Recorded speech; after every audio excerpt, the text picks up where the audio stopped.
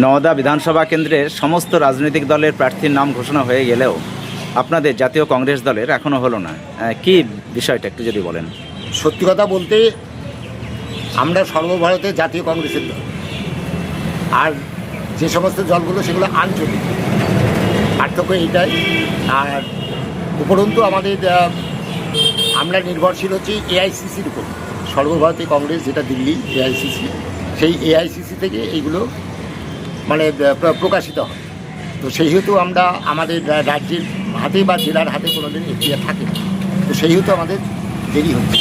সম্ভাব্য কবে হতে পারে? আগামী 28 তারিখে। আজকে কথা গতকাল পেপারে দেখেছিলাম 25 তারিখ, আজকে আর কি। কিন্তু আবার গতকালকে আবার শুনলাম যে 28 তারিখের মধ্যে হবে। 28 তারিখ লাস্ট হতে পারে আর কি। হবেই আর কি, 28 তারিখের মধ্যে হয়ে যাবে। 74 নম্বর নওদা বিধানসভা কেন্দ্রে সম্ভাব্য কে প্রার্থী হতে পারে? সম্ভাব্য প্রার্থী বলতে আমাদের বলা যাবে না, যেহেতু আমরা দল করি। আমরা যে হাতের প্রতীক চিহ্ন নিয়ে আসবো আমরা তার হতে নির্বাচন দাঁড়াবো। আমি এই মানসিকতা নিয়ে দলটা করি।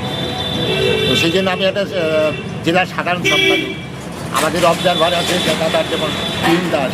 আমরা নিজে হাতে এখন দেওয়াল লিখন করে যাচ্ছি। এই কংগ্রেসটা আমরা করি, সেই জন্য আমাদের মুখ থেকে এখন বেড়ানো যাবে, আর বলতেও পারবো। তো দুটো নাম ভাসছে বাজারে, দুটো নাম ভাসছে, সেটা প্রত্যেকেই জানে। তো সেই দুটোর মধ্যে যেটা পাবলিশড হবে আর কি, ঘোষিত হবে, সেইটা নিয়ে আমরা আন্দোলন দল প্রচার করবেন, প্রচারে যাবো আর সেই পাবে। এটাই নিয়ে প্রকাশিত যেটা হবে, দল যেটা দেবে, হাত চিহ্ন যার নিয়ে আসতে পারবে, তার হয়ে আমরা লড়াই করব। জিএস গার্মেন্ট পবিত্র ঈদ উল ফিতর উপলক্ষে নিয়ে এলো ধামাকা অফার। 2999 টাকার কেনাকাটায় পাচ্ছেন কফি কাপ। 5000 টাকার কেনাকাটা করলে পাবেন একটি হটপট এবং 10,000 টাকার উপরে কেনাকাটা করলে পাবেন ডিনার সেট।